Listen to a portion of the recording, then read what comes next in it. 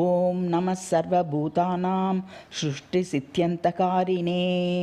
सर्वकारणरूपाय तरुकोटरवासिने हरिनेत्रार्पितं देवं हालाहलविषादकम् आश्रिताभ्युदयं नित्यं पुटार्जुनमुपास्महे सुगन्धं सुन्दरं शुभ्रं सोमाकलितमौलिकं परानन्दरसाभिख्यं पुटार्जुनमुपास्महे गंगाधरं शशिधरं गौर्या वामार्धविग्रहं वासुदेवप्रियं शान्तं पुटार्जुनमुपास्महे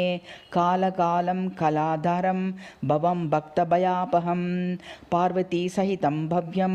पुटार्जुनमुपास्महे मोक्षस्थानं मुमुक्षूणां भोगस्थानं तु भोगिनम् उमादेहार्धशम्भुं तं पुटार्जुनमुपास्महे रवीन्दुवह्निनयनं रमारमणवन्दितं कर्पूरगौरं पुरुषं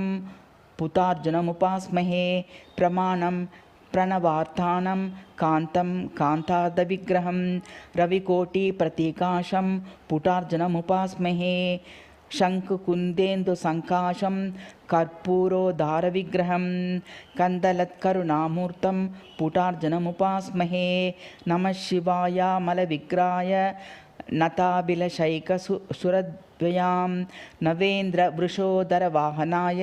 नमो नमश्चन्द्रविभूषणाय।